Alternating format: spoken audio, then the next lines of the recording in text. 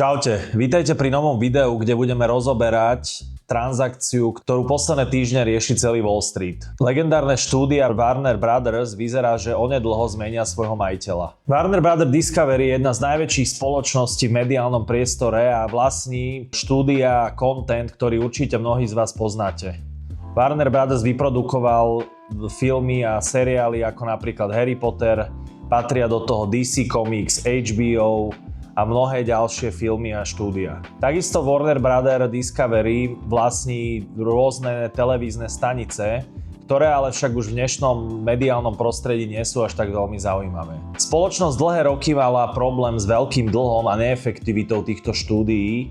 To znamená, že jej akcie sa dlhodobo obchodovali na nízkych úrovniach a táto spoločnosť tzv. Underperformovala. Pred necelým rokom dostala spoločnosť Warner Bros. Discovery prvú ponuku na odkúpenie, ktorá prišla z radou Paramount Skydance, ktorá je entita, ktorú dneska kontroluje rodina Ellisonovcov.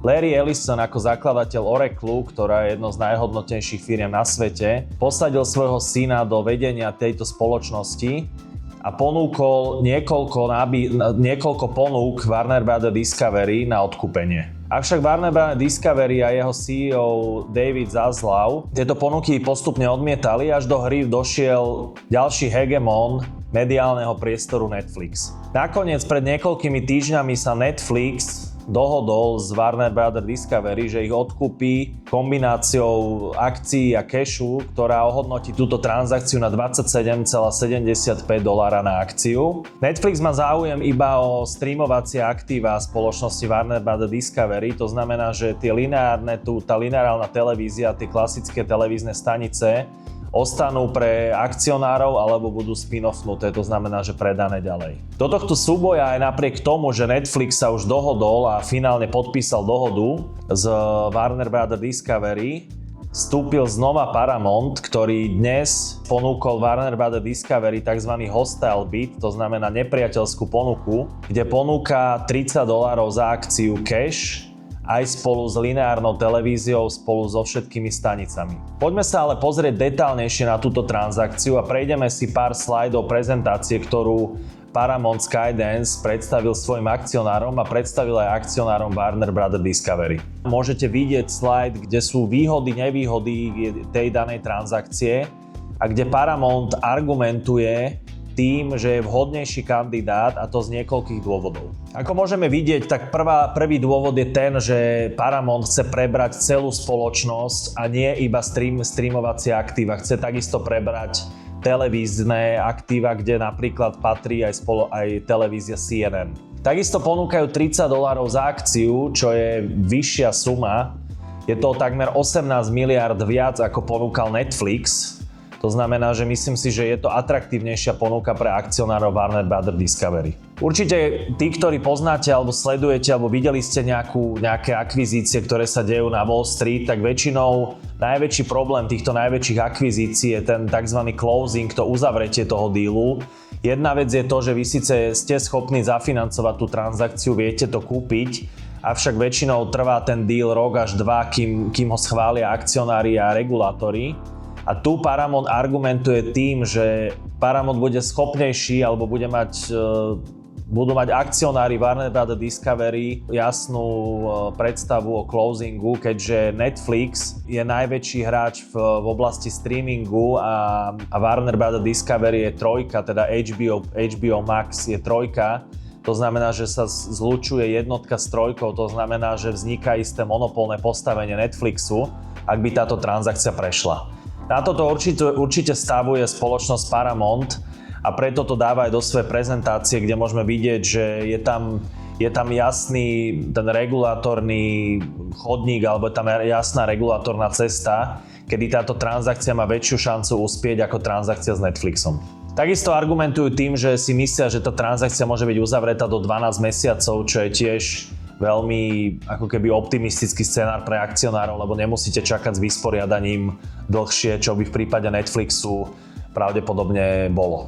Tuto na slide vedľa mňa môžete vidieť také grafické porovnanie tej ponuky Netflixu a Paramountu. To znamená, vidíme, že Netflix ponúkol istú časť cash, teda $23,25 je cash a zvyšok $4,5 ponúkol v akciách spoločnosti Netflix, pričom Paramount ponúkol za celú spoločnosť $30 na akciu cashi.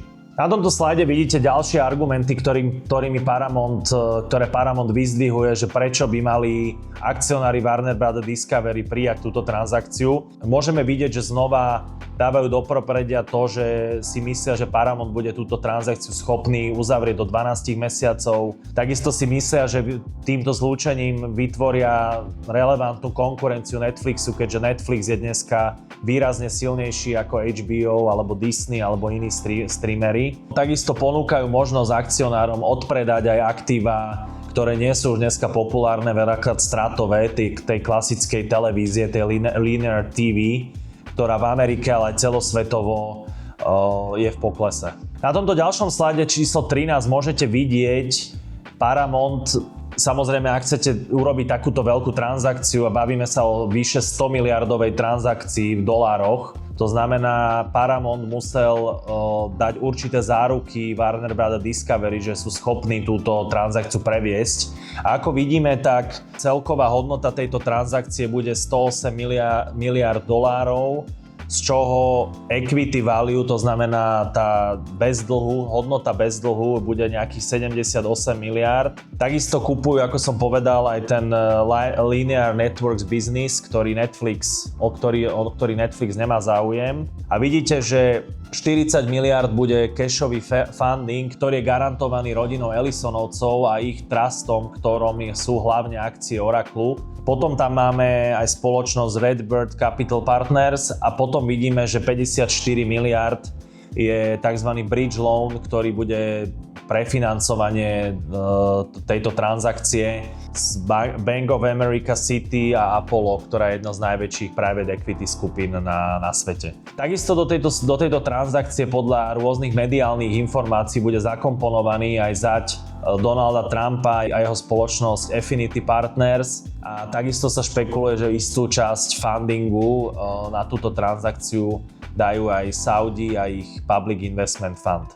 Toto je jeden z ďalších dôvodov, prečo si myslím, že Paramount, aj keď sa oficiálne nedohodol s Warner Bros. Discovery na ponuke, bude mať väčšiu šancu túto transakciu nakoniec uzavrieť a bude úspešný v tejto transakcii.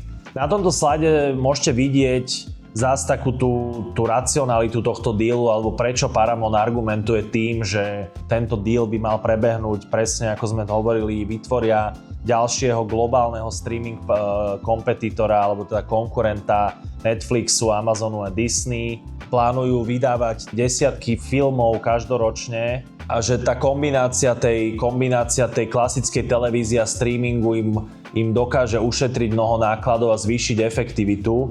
A takisto si veria, že by mali realizovať 6 miliardové úspory do roku 2029, čo je samozrejme veľmi dôležité, lebo netreba zabúdať, že Warner Bros. Discovery už dneska má obrovský dlh a ešte v prípade, že táto transakcia uspeje, tak spoločnosť Paramount istú časť dlhu, ktorú si zoberú na financovanie tejto transakcie, prehodia na spoločnosť Warner Bros. Discovery. Na tomto slajde môžeme vidieť, že čo všetko vlastne spadá do týchto štúdií, aby ste si to vedeli aj vy lepšie predstaviť. Dokonca oni majú aj Warner Brothers Games hry, to znamená Warner Brothers Games, kde sú hry ako napríklad Harry Potter, Hogwarts Legacy, veľmi populárna hra, Lord of the Rings a tak ďalej. A vidíte, že majú rôzne DC, Showtime a tak ďalej.